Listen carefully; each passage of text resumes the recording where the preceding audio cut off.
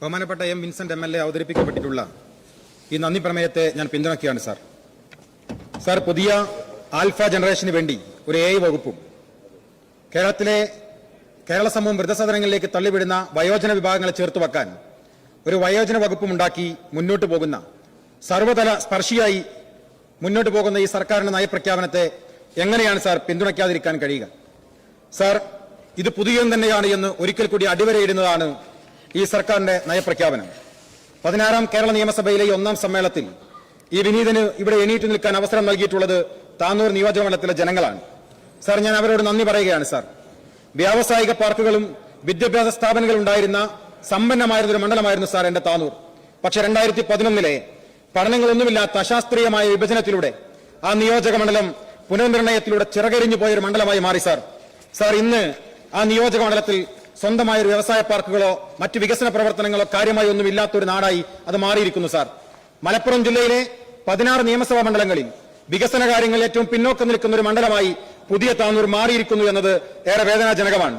Sir, പുതിയ താനൂരിന് വലിയ സ്വപ്നങ്ങളുണ്ട്. Sir, ആ സ്വപ്നങ്ങളുള്ള മനുഷ്യരുടെ പ്രതീക്ഷയായാണ് ഞാൻ ഈ സഭയിൽ എണീറ്റ് നിൽക്കുന്നത്. അവരുടെ കിനാവുകൾക്ക് ചിറവ് നൽകാനാണ് സാർ ആ ജനത എന്നെ ഇങ്ങോട്ട് അയച്ചത്. ഈ നിയോഗത്തിന് എന്നെ ചുമതലപ്പെടുത്തിയ പാർട്ടിയെ സമാധാനീയനായ അധ്യക്ഷൻ പ്രിയപ്പെട്ട സയ്യിദ് സാദിഖ് അലി ശിഹാബ് തങ്ങൾക്കും പാർട്ടി ലീഡർ പ്രിയപ്പെട്ട കുഞ്ഞാലിക്കുട്ടി സാഹിബിനും UDF നേതാക്കന്മാരോടും നന്ദി പറയാൻ ഈ അവസരത്തെ ഞാൻ ഉപയോഗപ്പെടുത്തുകയാണ്. സാർ, എന്റെ താനൂരിന് ഒരു പിടി കിനാവുകളുണ്ട്. സാർ, AIക്കൊപ്പം സഞ്ചരിക്കാൻ പുതിയ കേരളത്തെക്കുറിച്ച് ചർച്ച ചെയ്യുന്ന ഈ സഭക്കകത്ത് ഞാൻ ഓർമ്മപ്പെടുത്തുകയാണ്. സാർ, അവരുടെ കിനാവുകൾ എന്നത് വറുതിയുടെ കാലത്ത് ഒരു നേരമെങ്കിലും അവരുടെ അടുക്കള പുകയണമെന്ന കിനാവുമായാണ് സാർ അവർ ജീവിക്കുന്നത്.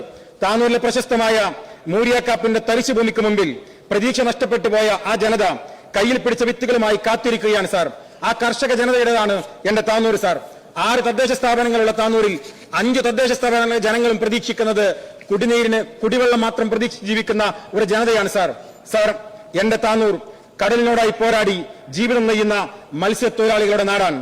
സാർ, മണ്ണിനോട് സംസാരിച്ച് അന്നം വിളയിക്കുന്ന കർഷകരുടെ നാടാണ്. സാർ, വിയർപ്പിനെ സമ്പത്താക്കി മാറ്റുന്ന സാധാരണ മനുഷ്യരുടെ നാടാണ് സാർ എന്റെ താനൂർ. സാർ, അഭിമാനത്തോടു കൂടിയാണ് ഈ സഭയിൽ എണീറ്റ് നിൽക്കുന്നത്. പ്രിയപ്പെട്ട ബഹുമാനപ്പെട്ട മന്ത്രിമാരെല്ലാവരും ഇവിടെയുണ്ട്. താനൂരിലെ കത്തുകൾക്ക് ഒരു ജനതയുടെ അതിജീവനത്തിനായുള്ള അക്ഷരങ്ങളുടെ ഭാരമുണ്ടാകുമെന്ന് ബഹുമാനപ്പെട്ട മന്ത്രിമാരോട് പറയാൻ ഈ അവസരത്തെ ഉപയോഗപ്പെടുത്തുകയാണ്. ആ അർത്ഥത്തിൽ ആ കത്തുകളെ പരിഗണിക്കാൻ നിങ്ങൾ തയ്യാറാകണമെന്ന് ഹൃദയത്തിൽ തൊട്ടുകൊണ്ട് അപേക്ഷിക്കുകയാണ്. സാർ, ഇന്ന് UDF ഒരു പ്രതിനിധിയായി, ഒരു കന്യാംഗക്കാരനായി ഈ സഭയിൽ ഞാനിവിടെ എണീറ്റ് നിൽക്കുമ്പോൾ ഏറെ അഭിമാനമുണ്ട്. കാരണം കേരളത്തിന്റെ നിയമസഭയുടെ സമീപകാല ചരിത്രത്തിലെ ഏറ്റവും വലിയ അക്കമാണ് സാർ 102 എന്ന് പറയുന്നത്. ആ 102ന്റെ ഭാഗമായി ഞാൻ ഈ സഭയിൽ എണീറ്റ് നിൽക്കുമ്പോൾ ഞാൻ ഓർക്കുന്നത് ഈ പ്രതിപക്ഷത്തെക്കുറിച്ചാണ്. സാർ, ഈ പ്രതിപക്ഷത്തിന്റെ നേതാവായി ബഹുമാനപ്പെട്ട ആദരണീയനായ കേരളത്തിന്റെ പ്രതിപക്ഷ നേതാവ് ശ്രീ പിണറായി വിജയൻ അവർകൾ ഇവിടെയുണ്ട്. അദ്ദേഹം ഈ കന്യാംഗക്കാരനായി ഞങ്ങളെപ്പോലെ ഈ സഭയിലേക്ക് കയറി വരുമ്പോൾ 1970കളിൽ അദ്ദേഹത്തിന്റെ കൂടെ ഉണ്ടായിരുന്ന പാർട്ടി അംഗങ്ങളുടെ എണ്ണം CPMന്റെ ചരിത്രത്തിലെ ഏറ്റവും കുറവ് അംഗങ്ങളോടൊപ്പമാണ് അദ്ദേഹം ഈ സഭയിലിരുന്നത്. എന്നാൽ ഇന്ന് ബഹുമാനപ്പെട്ട പ്രതിപക്ഷ നേതാവിനോട് ഞങ്ങൾ പറയുന്നത്, ഇന്ന് അങ്ങിരിക്കുന്ന കസാരയുടെ പിറകിലേക്ക് നോക്കിയാൽ 70കളിലെ ആ ഓർമ്മകളിലേക്ക് താങ്കൾ തിരിച്ചു കൊണ്ടുപോകുന്ന അവസ്ഥയാണ് താങ്കൾക്ക് പിറകിലുള്ളത് എന്ന് പറയാൻ ഈ അവസരത്തെ ഓർമ്മപ്പെടുത്തുകയാണ്. സാർ, ദുർബലമായ ഒരു പ്രതിപക്ഷത്തിന്റെ നേതൃസ്ഥാനത്താണ് ബഹുമാനപ്പെട്ട പ്രതിപക്ഷ നേതാവ് ഇരിക്കുന്നത്. എന്താണ് സാർ ഈ ദുർബലമായ അവസ്ഥയുടെ കാരണം? എന്തുകൊണ്ടാണ് സാർ പ്രതിപക്ഷത്തിന് ഈ ദുർബലമായ സാഹചര്യം ഉണ്ടായത്? CPMന്റെ കണ്ണൂർ പാർട്ടിയുടെ സെക്രട്ടറി പറഞ്ഞത് ന്യൂനപക്ഷ വർഗീയത തിമിർത്താടി എന്നാണ്. അതുകൊണ്ടാണോ സാർ ഈ അവസ്ഥ വന്നത്? പരിശോധിക്കപ്പെടേണ്ടതല്ലേ? പ്രതിപക്ഷ നേതാവായിട്ടുള്ള ശ്രീ പിണറായി വിജയൻ അവർ പോലും അതിനെ എൻഡോസ് ചെയ്യുന്ന രൂപത്തിലേക്ക് സംസാരിക്കുന്നത് മലയാളി വേദനയോട് കൂടി കേട്ടു. സാർ, അങ്ങനെ ന്യൂനപക്ഷ രാഷ്ട്രീയത്തിന്റെ ന്യൂനപക്ഷ സമൂഹം ന്യൂനപക്ഷ വർഗീയത നിറഞ്ഞാടിയത് കൊണ്ടാണോ ഇവരിങ്ങനെ ദുർബലമായി പോയത്?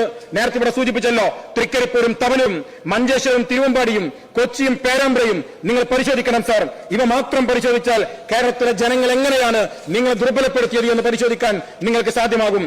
സാർ, ചൂണ്ടിക്കാണിക്കാൻ ഒരു ഉദാഹരണം പോലും ഇല്ലാത്തവർക്ക് വർഗീയതയിൽ അഭയം തേടേണ്ടി വന്നേക്കാം. ആ അഭയം തേടലാണ് CPMന്റെ പാർട്ടി സെക്രട്ടറി, ജില്ലാ സെക്രട്ടറി അങ്ങനെ ഒരു പ്രസംഗം നടത്തിയത്. സാർ, മറ്റൊരു വിചിത്രമായ വാദം കേരളത്തിൽ ഉണ്ടായി. സാർ, അത് ഈ നിയമസഭയിൽ അംഗമായിരുന്ന CPMന്റെ സാംസ്കാരിക നേതാവ് എന്നറിയപ്പെടുന്ന ശ്രീ സ്വരാജിന്റേതാണ്. സാർ, അദ്ദേഹം പറഞ്ഞത് വോട്ട് ചെയ്ത ജനങ്ങൾക്കാണ് തെറ്റുപറ്റിയതത്രേ, അവർക്കാണത്രേ പ്രശ്നമുണ്ടായതത്രേ.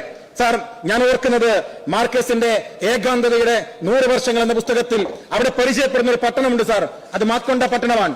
ആ പട്ടണത്തെ പോലെ അദ്ദേഹം ഫേസ്ബുക്കിലൂടെ പറയുകയാണ്, പിണറായി വിജയൻ എന്ന് പറയുന്ന മുഖ്യമന്ത്രി ഉണ്ടായപ്പോഴാണ് കേരളം ഉണ്ടായത്. ആ കേരളം ഒരു സ്വർഗമായിരുന്നു അത്രേ.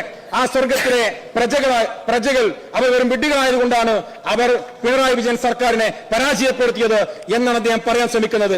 അദ്ദേഹത്തിന് കുറിപ്പ് വായിച്ചപ്പോൾ തോന്നിയൊരു കാര്യമുണ്ട് സാർ. കഴിഞ്ഞ 10 വർഷക്കാലമായി കേരളത്തിൽ ഏതോ ഒരു രാജാവിന്റെ കീഴിൽ ഒരു രാജഭരണം നടക്കുന്നു എന്നാണ് തോന്നിയത് സാർ. പ്രജകൾ രാജാവിനോട് നന്ദികേട് കാണിച്ചുവെന്നാണ് അദ്ദേഹം പറയാൻ ശ്രമിക്കുന്നത്. ഞാൻ ഇടതുപക്ഷത്തെ ഓർമ്മപ്പെടുത്തുന്നു, ഇന്ത്യ ഒരു സ്വതന്ത്ര റിപ്പബ്ലിക്കാണ്. ഇന്ത്യയിലെ സ്വതന്ത്ര റിപ്പബ്ലിക്കിലെ ജനങ്ങൾ എന്ന് പറയുന്നവരാണ് അധികാരികൾ എന്ന് പറയുന്നവർ. അവരാണ് നേതൃത്വത്തെ തിരഞ്ഞെടുക്കേണ്ടതെന്ന് അടിവരട്ട് ഓർമ്മപ്പെടുത്തുകയാണ് സാർ. CPM-ന്റെ പാർട്ടി സെക്രട്ടറി ഈ കനത്ത പരാജയത്തിനൊടുവിൽ, തിരഞ്ഞെടുപ്പ് പരാജയത്തിനു ശേഷം മാധ്യമങ്ങൾക്ക് മുമ്പിൽ വന്നുകൊണ്ട് പറഞ്ഞൊരു കാര്യമുണ്ട് സാർ. പാർട്ടി സഖാക്കളോടാണ് സാർ അദ്ദേഹം സംസാരിച്ചത്. അദ്ദേഹം പറഞ്ഞത് ഭയമില്ലാതെ ചോദ്യങ്ങൾ ചോദിക്കണമെന്നും ഭയക്കാതെ തന്നെ അഭിപ്രായങ്ങൾ പറയണമെന്നുമാണ് പരാജയത്തിന് ശേഷം അദ്ദേഹം കേരളത്തിലെ ജനങ്ങളോട് സംസാരിച്ചത്, പാർട്ടി അണികളോട് പറഞ്ഞത്. സാർ, തോൽക്കേണ്ടി വന്നു സാർ.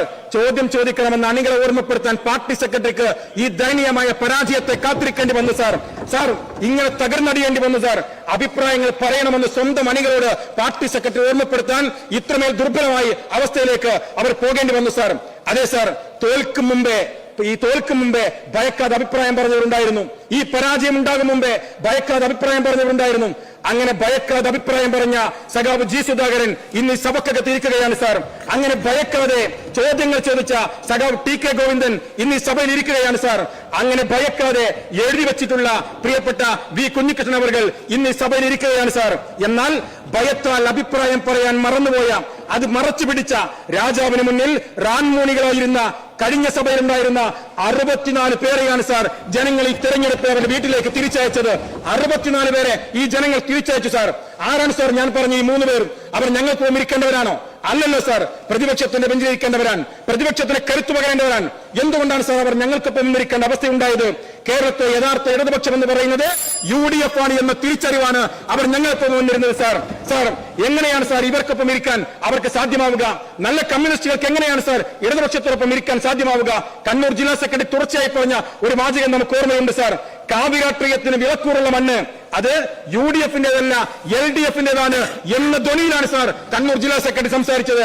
ആ മണ്ണിൽ കാലുറച്ചു നിൽക്കാൻ യഥാർത്ഥ കമ്മ്യൂണിസ്റ്റുകൾക്ക് പോലും കഴിയാത്ത വിധം ഇവർ ജനങ്ങളിൽ നിന്ന് അന്യമായിരിക്കുന്നു സാർ. എന്തുകൊണ്ടാണ് സാർ ഇവർ പരാജയപ്പെട്ടത്? ഒറ്റ ഉത്തരമേ ഉള്ളൂ. നിങ്ങളുടെ ഈ ദയനീയ പരാജയത്തിന് നിങ്ങൾ കണ്ടെത്തേണ്ട ഒരേ ഒരു ഉത്തരമെന്ന് പറയുന്നത്, ജനജീവിതങ്ങൾ നിങ്ങളാൽ പൊറുതിമുട്ടിയപ്പോ ജനം നിങ്ങളെ മടുത്തു. ഈ കേരളത്തിലെ ജനങ്ങളുടെ ഹൃദയത്തിൽ നിങ്ങളോ, നിങ്ങളുടെ ഹൃദയത്തിൽ കേരളത്തിലെ ജനങ്ങളോ ഉണ്ടായിരുന്നില്ല സാർ. സാർ, ഇവിടെ UDF അധികാരത്തിൽ വന്നിരിക്കുന്നു. അഭിമന്യായ കേരളത്തിലെ മുഖ്യമന്ത്രി ശ്രീ VD സതീശൻ സാറിന്റെ നേതൃത്വത്തിൽ സർവ്വതല സ്പർശിയായ വികസന പ്രവർത്തനങ്ങളുടെ അജണ്ടകൾ മുന്നോട്ട് വെക്കുന്നു സാർ. സാർ, ഞാൻ കാര്യം കൂടി പറഞ്ഞു എന്റെ സംസാരം അവസാനിപ്പിക്കുകയാണ്. ഇന്ന് കാലത്ത് കേരളത്തിലെ അച്ഛനമ്മമാർ എത്ര സന്തോഷത്തോടു കൂടിയാണ് സാർ വാർത്താ മാധ്യമങ്ങൾ കണ്ടത്. ഓപ്പറേഷൻ തൂഫാൻ, അതിനെക്കുറിച്ചാണ് ഇന്നത്തെ വാർത്ത സാർ. നാടിന്റെ യൗവനങ്ങളെ ഇല്ലായ്മ ചെയ്യുന്ന, നാടിന്റെ കൗമാരങ്ങളെ തകർത്തു കളയുന്ന ലഹരി മാഫിയ സംഘത്തിലെ 137 പേരെയാണ് സാർ ഒരു പകൽ കൊണ്ട് ഈ സർക്കാർ ജയിലറയിലേക്ക് കൊണ്ടുപോയത്. ഒരൊറ്റ ദിവസം കൊണ്ട് ജയിലറയിലേക്ക് കൊണ്ടുപോയത്. എന്താണ് സാർ അത്? ഈ പ്രതിപക്ഷം ഭരണപക്ഷത്തിരിക്കുമ്പോ അവർക്ക് സാധിക്കാതെ പോയത് ഇച്ഛാശക്തി ഉണ്ടാകണമെന്നായിരുന്നു സാർ. അങ്ങനെ ഇച്ഛാശക്തിയുള്ള ഒരു ആഭ്യന്തര വകുപ്പിനെ ഈ സഭയിൽ വെച്ച് അഭിനന്ദിച്ചുകൊണ്ട് ഈ നന്ദി പ്രമേയ ചർച്ചയ്ക്ക്, നന്ദി പ്രമേയത്തെ അനുകൂലിച്ചുകൊണ്ട് ഞാൻ അവസാനിപ്പിക്കുന്നു സാർ.